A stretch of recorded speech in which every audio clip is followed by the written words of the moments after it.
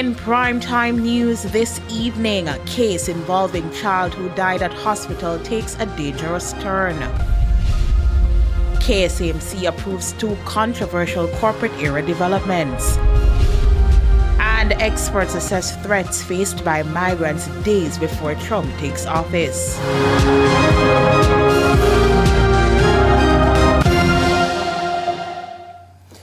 Good evening and welcome to Primetime News. A special welcome if you're watching on TVJ International in the Cayman Islands or online at onespotmedia.com. I'm Giovanni Dennis. And I'm Kalisha Williams. We'll also have the latest business news in this newscast. But in the meantime, Spencer Darlington is here with a preview of what's to come in sports. Spencer. Thank you. Gio Kasafa has a new general secretary in place 3 days after the position became vacant. We'll tell you more in Primetime Sports later. Thanks, Spencer. And Romain is also here with what's to come in the weather report and forecast.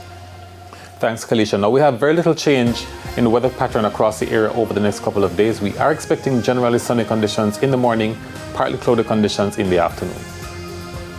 There's also sports commentary and E-Prime in this newscast, but before the break, the feedback question. And this evening question is, what do you make of the revelation from Tourism Minister Edmund Bartlett that the 2024-25 winter tourist season is the best Jamaica has ever seen? Looking forward to those responses. You can share comments online, facebook.com/televisionjamaica and post on X at TVJ News Center. Please stay with us. Primetime News returns right after this break.